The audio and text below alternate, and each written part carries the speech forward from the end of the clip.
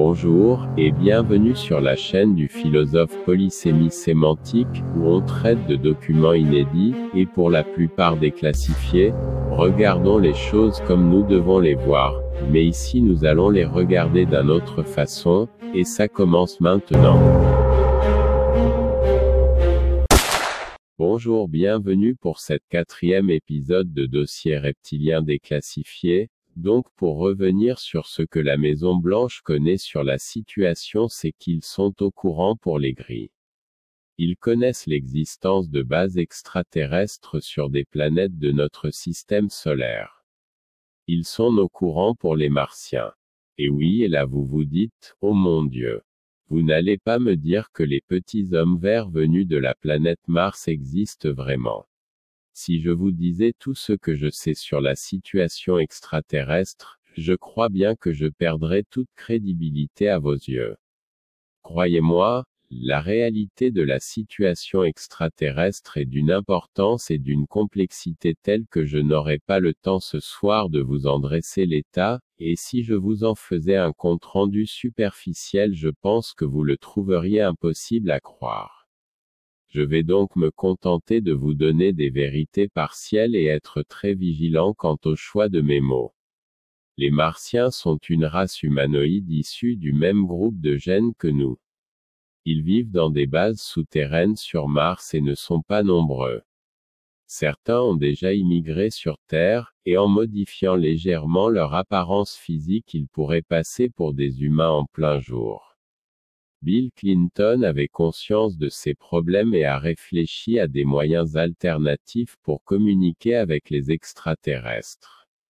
À ce jour, une forme de télépathie est utilisée comme interface de communication primaire. Toutefois, cette forme de communication n'est pas jugée fiable, en particulier par notre personnel militaire. Pratiquement tous les radiotélescopes du globe ont été utilisés, à un moment ou à un autre, pour communiquer avec les extraterrestres. Cela a donné des résultats mitigés, mais il y a eu des réussites dont la Maison Blanche est consciente. Et maintenant vous devez vous poser la question, est-ce que Clinton a-t-il été engagé dans le réseau secret que j'ai mentionné tout à l'heure? Pas volontairement, mais il a exercé manifestement une grande influence, et il y a traité avec le plus grand soin par les agents secrets de haut niveau du réseau. Et maintenant vous vous demandez s'il a été manipulé. Mais cela dépend de la définition de manipulation. Il pouvait prendre toutes les décisions qu'il désire. Au fond, il avait le pouvoir de prendre ou d'influencer toutes les décisions relatives à la sécurité du pays, la stabilité économique et l'ordre social. Mais il recherche en général l'aide de ses conseillers.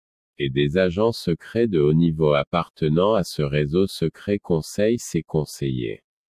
Le réseau et ses agents secrets ne se rapprochent guère du pouvoir politique sans cesse observé par les médias dont ils méprisent le regard scrutateur.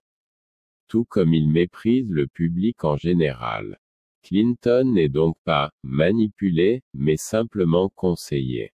Les informations qu'il reçoit sont parfois falsifiées pour l'amener à prendre les décisions que le réseau pense être les plus bénéfiques pour tous ses membres. Dans la mesure où des informations sont falsifiées, alors je pense que vous pourriez dire que le président est manipulé. Il n'a guère de temps pour vérifier lui-même les faits, et évaluer pleinement des projets alternatifs, c'est pourquoi les conseillers sont si importants et influents. Et d'une certaine façon les hommes influents sont manipulés dans une certaine mesure, et ce réseau n'est pas seulement national ou même mondial. Il s'étend à d'autres races et espèces. Son influence est donc plutôt large, tout comme le sont les influences qu'il affecte. C'est réciproque. Comme je l'ai déjà dit, le groupe du labyrinthe commande le seul programme qui soit vraiment indépendant, et en raison de son but, il lui est permis d'avoir cette indépendance bien que, en toute honnêteté, personne ne puisse rien faire pour l'en empêcher à l'exception peut-être des reptiliens, mais comme j'avais dit plus tôt plusieurs joueurs participent à ces programmes.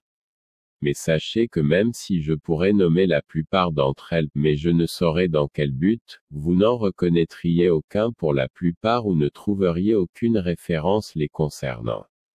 Elles sont comme le groupe du labyrinthe.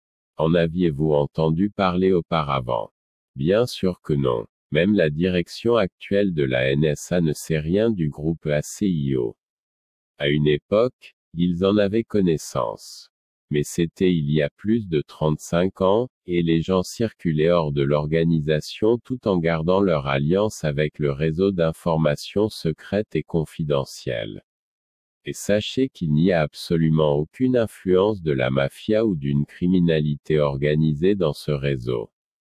Le réseau se sert parfois de la criminalité organisée comme d'un masque, mais la criminalité organisée, elle s'opère par intimidation, et non par la ruse. Ces leaders sont d'une intelligence moyenne et ont des systèmes d'information dépassés et de ce fait il n'y a aucune stratégie. Le réseau de criminalité organisée est une version beaucoup moins sophistiquée du réseau auquel je faisais référence. Maintenant parlons un peu de la philosophie et de la culture des reptiliens. Donc tout d'abord, je veux à nouveau vous rappeler que seule une petite partie de leurs écrits a été traduite.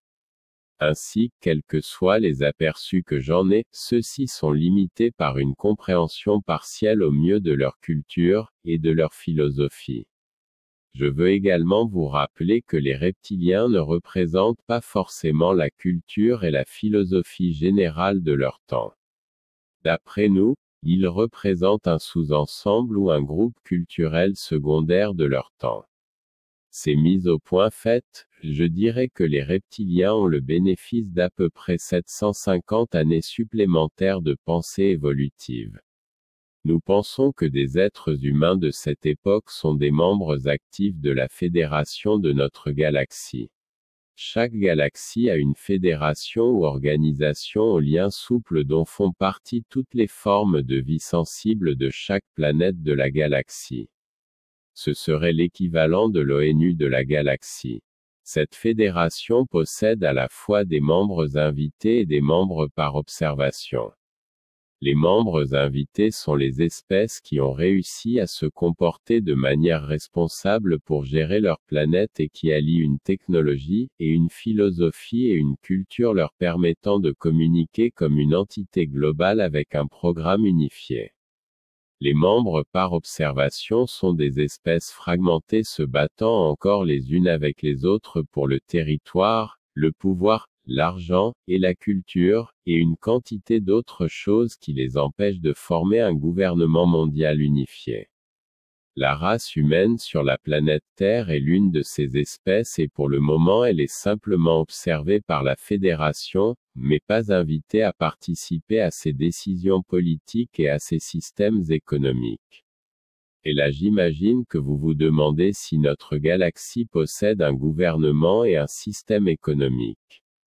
Oui, mais si je vous en parle vous allez perdre le fil de ce que je voulais réellement vous faire partager concernant les reptiliens.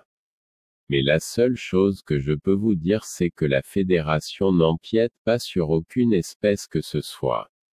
Elle est véritablement une force qui facilite les choses, pas une force qui gouverne avec une présence militaire. C'est-à-dire qu'ils observeront et aideront par des suggestions, mais n'interviendront pas pour nous.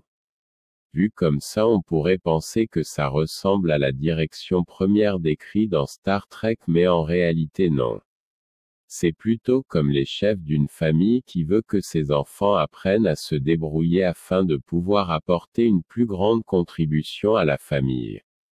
Mais sachez qu'une prise de contrôle hostile de la Terre n'affecterait-elle pas la Fédération? Sans aucun doute, mais la Fédération ne prend pas en charge la propre responsabilité d'une espèce quant à sa survie et à la perpétuation de sa génétique.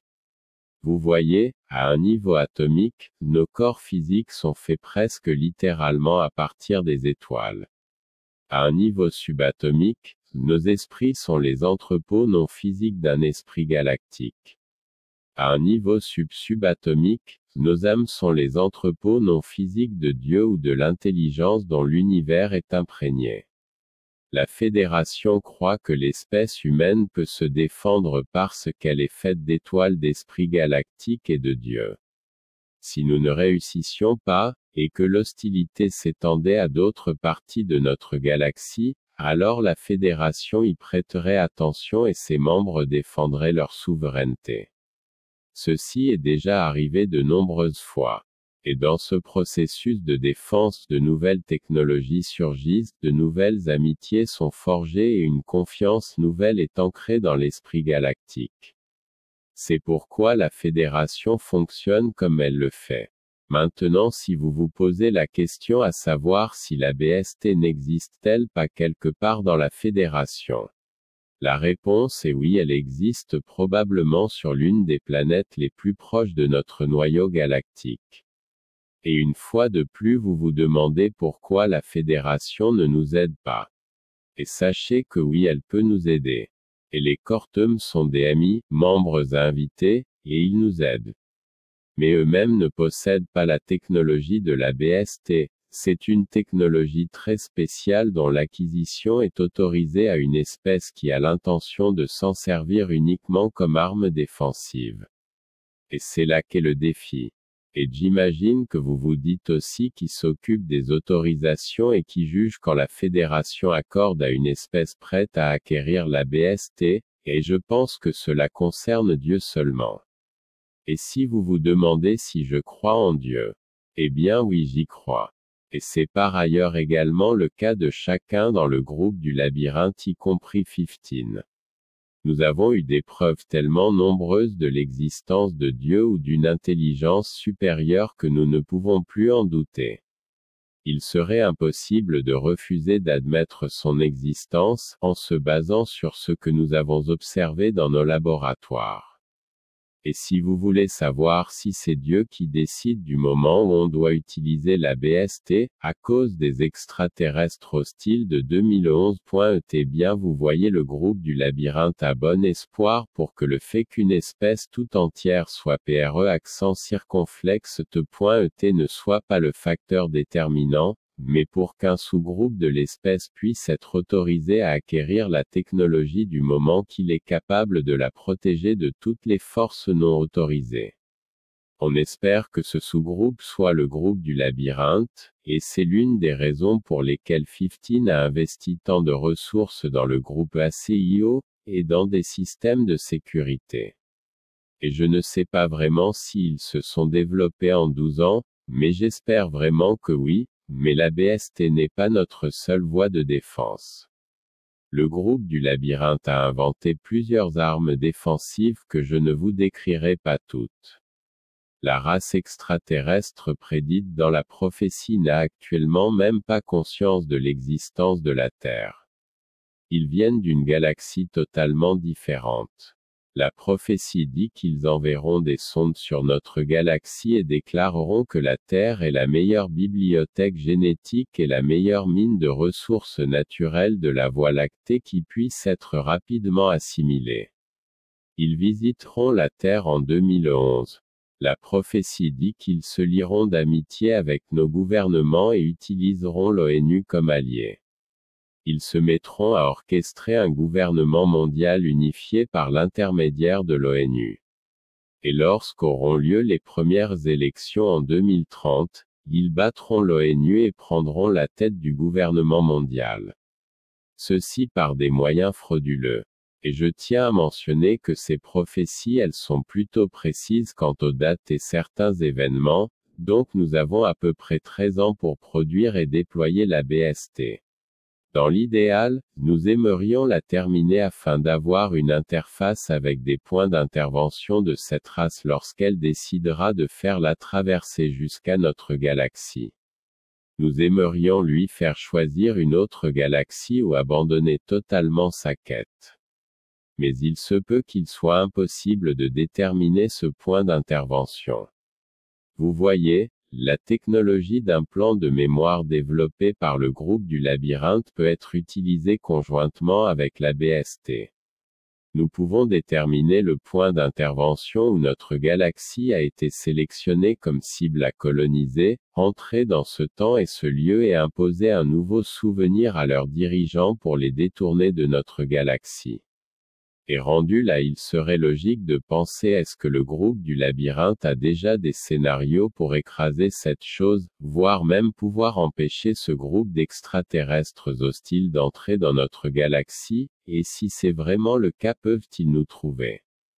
Pour répondre à votre question, il faudrait que je vous explique avec beaucoup plus de détails la nature précise de l'ABST, et ce en quoi consiste le voyage dans le temps. Mais je vais essayer de l'expliquer le plus simplement possible, mais c'est très complexe, et il faut vous débarrasser de vos idées préconçues sur les notions de temps et d'espace. Vous voyez, le temps n'est pas exclusivement linéaire comme lorsqu'il est représenté par une ligne. Le temps est vertical, avec tous les instants de l'existence empilés les uns sur les autres et coïncident tout entre eux. En d'autres termes, le temps est la somme de tous les instants de toutes les expériences existantes de façon simultanée dans le non-temps, que l'on nomme habituellement éternité. La notion de temps vertical laisse entendre que l'on peut choisir un instant d'expérience et utiliser le temps et l'espace comme le portail par lequel rendre cette sélection réelle. Une fois la sélection faite, le temps et l'espace deviennent le facteur de continuité qui transforme le temps vertical en temps horizontal ou temps conventionnel. Et maintenant vous vous demandez quelle est la différence du temps vertical, est-il différent du temps horizontal? Eh bien le temps vertical concerne les expériences simultanées du temps tout entier, et le temps horizontal est la continuité du temps dans des expériences linéaires, instant après instant. Alors vous devez vous dire que chacune des expériences que vous avez déjà vécues ou que vous vivrez, existe à l'instant où je vous parle et que le passé et le futur sont en fait le présent, mais que vous avez été trop manipulé pour le voir. Mais comme je l'ai déjà dit, c'est un sujet trop complexe, et si je passe plus de temps à vous l'expliquer maintenant, j'ai bien peur que nous perdions de vue des informations plus importantes comme l'ABST. Peut-être qu'en vous expliquant la nature de l'ABST, je répondrai par la même occasion à la plupart de vos questions. Donc maintenant vous devez vous dire que l'ABST signifie quelque chose comme effacer un événement et changer le cours de l'histoire. Mais maintenant laissez-moi essayer de vous expliquer, mais ce sera pour le prochain rendez-vous, car c'est ici que se termine le 4e épisode. Au nom de la chaîne je vous remercie, et surtout n'oubliez pas de vous abonner et de laisser un pouce vert ou blanc peu importe, je vous laisse choisir la couleur de votre pouce. Merci encore et à la prochaine.